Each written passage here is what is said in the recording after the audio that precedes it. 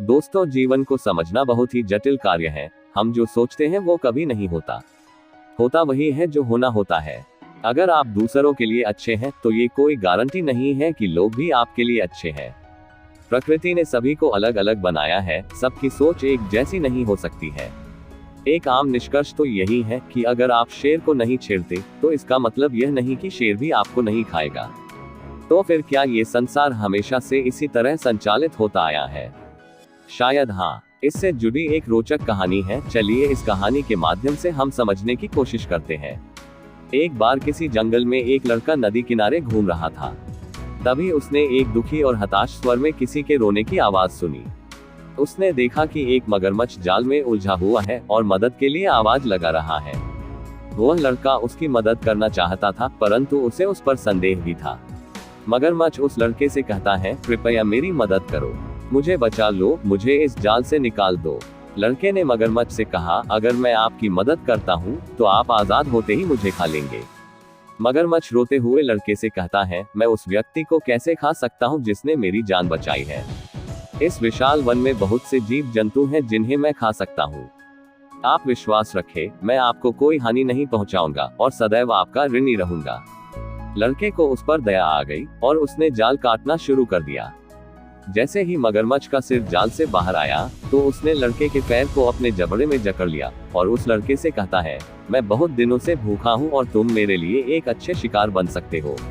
वह लड़का डर जाता है और मगरमच्छ से कहता है, यह क्या बकवास है? लानत है तुम पर, मेरी भलाई का अच्छा सिला दे रहे हो तुम। मगरमच्छ ने बोला, मैं क्या ही कर सकता हूँ, यही दुनिया का दस्तूर है।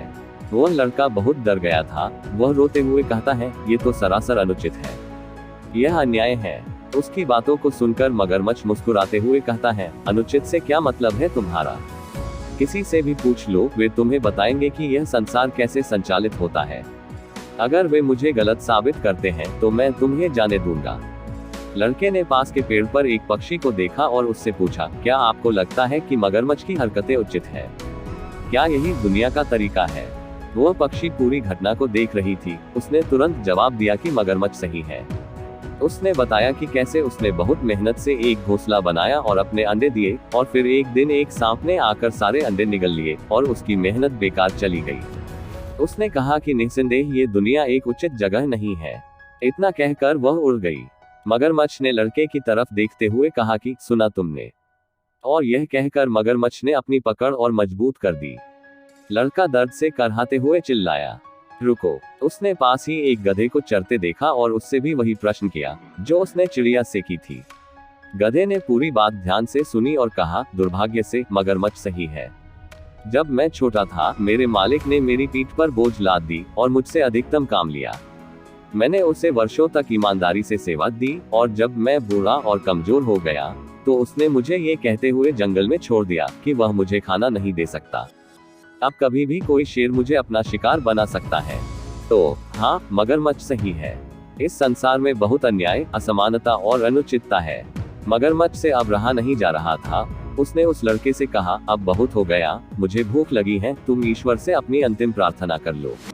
लड़के ने मगरमच्छ से विनती करते हुए कहता है कि मुझे एक अंतिम अवसर दो, मुझे उस खरगोश से भी ये पूछने दो।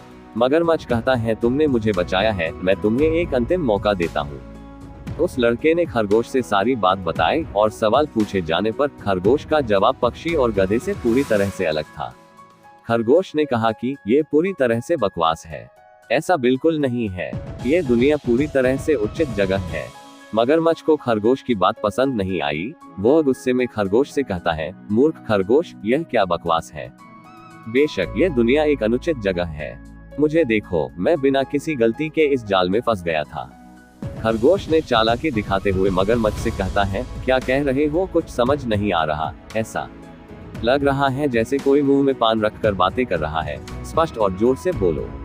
मगरमच्छ भी समझदार था। उसने खरगोश से कहा कि मैं तुम्हारी चालाकी समझ रहा हूँ, मैं स्पष्ट रूप से बोलने के लिए अपना मुंह खोलूंगा और ये लड़का बच जाएगा। खरगोश ने मुस्कुराते हुए कहा, तुम मूर्ख हो क्या? क्या तुम भूल गए कि तुम्हारी पूंछ कितनी मजबूत है?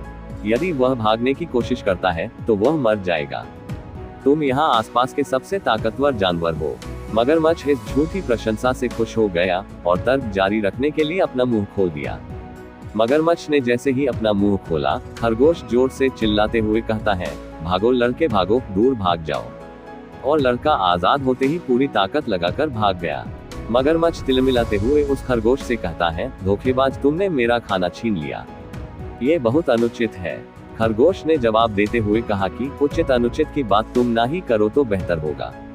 वह लड़का गांव भाग गया और सभी गांव वालों को इकट्ठा कर लिया। वे सारे लोग भाले और तलवार लेकर आए और मगरमच्छ को मार डाला। उन सभी के साथ एक पालतू कुत्ता भी आया था। उस पालतू कुत्ते ने उस खरगोश को देखा और उसका पीछा किया। कुत्ते को खरगोश के पीछे भागते देख लड़का जोर से चिल्लाया और उस कुत्ते को पकड़ने की कोशिश की। इस खरगोश ने मेरी जान बचाई है, उस पर हमला मत करो। लेकिन बहुत देर हो चुकी थी। कुत्ते ने खरगोश की कोमल गर्दन में अपने नुकीले दांत दफन कर दिए थे। खरगोश अब रुई की बेजान गेंद से ज्यादा कुछ नहीं था। लड़का सोचने लगा कि शायद मगरमच्छ सही था। दुनिया अनहोनी और अनिश्चितता से भरी हुई है, यही जीवन है। दोस्तों, आप कितने भी आध्यात्मिक या अच्छे हैं, इसका इस बात से कोई संबंध नहीं है कि आपको कितना कष्ट सहना होगा। किसी के आध्यात्मिक विकास का मतलब यह नहीं है कि वह प्रकृति के नियमों के दायरे से बाहर है। इससे कोई फर्क नहीं पड़ता कि कोई लड़का है, मगरमच्छ है, गधा है या खरगोश, जीवन में कोई गारंटी नहीं है। और शायद यह अनिश्चितता ही हमारे जीवन को साहसिक बनाती है। इस कहानी से ये बात समझ में तो आ गई कि अच्छा या महान होना आपको शारीरिक या मानसिक रोगों से बचा नहीं सकता है। अच्छा होने का मतलब यह नहीं है कि आप सड़क दुर्घटना का शिकार नहीं हो सकते। अच्छा होने से आपके शेयर की कीमतों पर कोई असर नहीं पड़ता है। अच्छा होने मात्र से आप किसी प्रतियोगी परीक्षा में सफल नहीं हो सकते। यदि आप किसी से बहुत प्यार करते हैं और वफादार हैं, तो भी इसकी कोई गारंटी नहीं कि आपका साथी आपको धोखा नहीं दे सकता। फिर सवाल तो यही उठता है कि क्या हमें बुरा होना चाहिए? जी बिल्कुल नहीं। अच्छाई हमें चुनौतियों और कठिनाइयों का सामना करने की ताकत देती है। हमारी चुनौतियां हमें परखती हैं और उससे हमारा एक दृष्टिकोण निर्धारित होता है। बेशक हमारी अच्छाई हमें जीवन के कष्टों से नहीं बचा सकती, परंतु हमारा दृष्टिकोण हमें उस कष्ट की अवस्था में भी एक मजबूती प्रदान कर सकता है। एक उचित दृष्टिकोण के होने से आप कष्ट की अवस्था में भी दुख का अनुभव नहीं करेंगे। आपको परेशान करने की कोशिश अवश्य की जा सकती है, परंतु कोई आपको कुचल नहीं पाएगा। अच्छाई प्रार्थना है, ध्यान है, एक तप है। अच्छाई ही साक्षात ईश्वर है। अतः हर परिस्थिति में अच्छा बने रहना ही उचित है। तो दोस्तों, कैसी लगी ये कहानी? आशा करता हूँ कि आप जीवन को अच्छी तरह से समझ गए होंगे। अगर अच्छी लगी तो लाइक, सब्सक्राइब और शेयर जरूर करें। मिलते हैं अगली वीडियो में कुछ ऐसी ही कहानियों के साथ। तब तक के लिए अपना ख्याल रखें।